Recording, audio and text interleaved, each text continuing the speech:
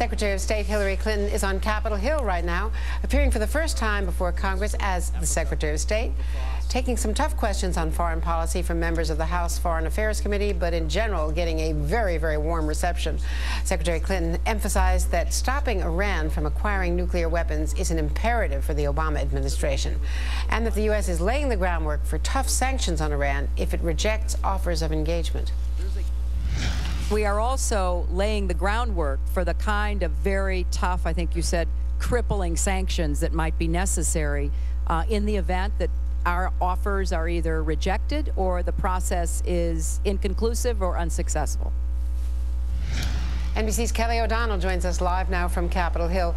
Kelly, there have been, every possible subject from Cuba to Iran to the Middle East.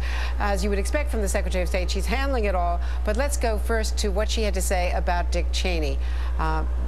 Play you a little bit of sound when she was asked about the former vice president going so public and so strongly saying that he wants more declassification of CIA memos to prove his point that the interrogation practices work. Let's watch. Okay. Are you going to support the release of documents which Dick Cheney now tells us will give a more complete understanding of the interrogation issue, or are you going to not just refuse to answer the question? Well, I will support whatever decision the Obama administration makes. Okay, and what will be your recommendation? I am not going to share that with you because I don't know any facts that support what you're describing. So Dana Rohrabacher, a Republican from California, clearly conservative and supporting what the former vice president said. By the way, I want to just clear something up here. The CIA, Kelly, bear with me, said yesterday, a senior intelligence official, that they had not yet received the former vice president's request. And other people checked, and it turned out that the former vice president had, in fact, sent his request to the National Archives back on March 31st, which is the procedure that a former vice president has to follow. The National Archives then said they sent it to the CIA on April 8th. I checked again at the CIA. They had not received it, they said, late yesterday afternoon, and finally they called back and said that they had.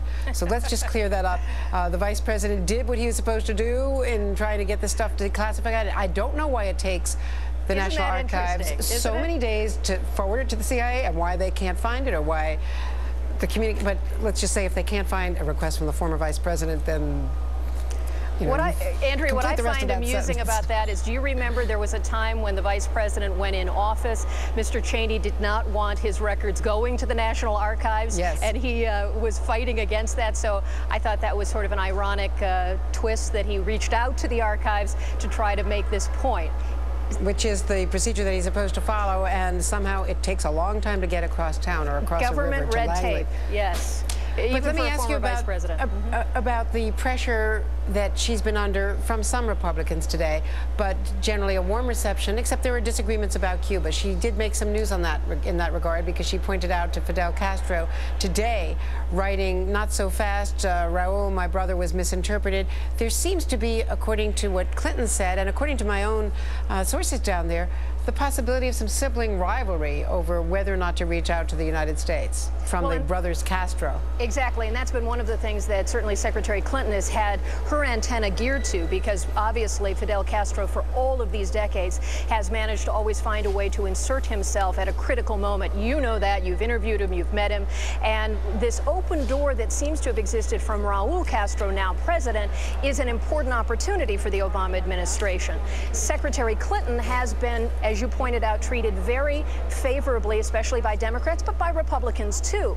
They also see this as an opportunity to make a couple of points that are key for some of these members. You heard it today, Andrea, with a discussion of the interrogation methods. And one of the things that Secretary Clinton said about former Vice President Cheney, following on the conversation we just had, that certainly got some attention, was that she did not consider him the most trustworthy source. And that elicited a few chuckles, but it also made a very serious political point from her perspective. She was asked what knowledge she had as a senator serving on the Armed Services Committee, and she tried to tamp that down right away, indicating that she was not in a leadership position and didn't have any special knowledge about what was going on with interrogation techniques back then.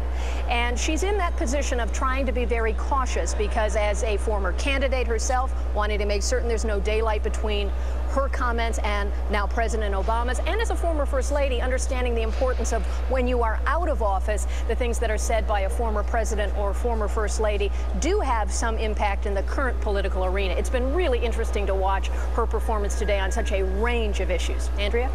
It sure has. And Kelly, talking about the political context, what happened a year ago today? You know it, I know it, because we both read First Read. A year ago today, she defeated Barack Obama in the Pennsylvania primary. And now look at her sitting up there and saying, team player that she is, and there's been no daylight between the two of them since she took office. According to White House officials and people at the State Department, she's saying, well, we in the Obama administration believe this, and we believe that. So it's been a very interesting year indeed. Indeed. Kelly O'Donnell.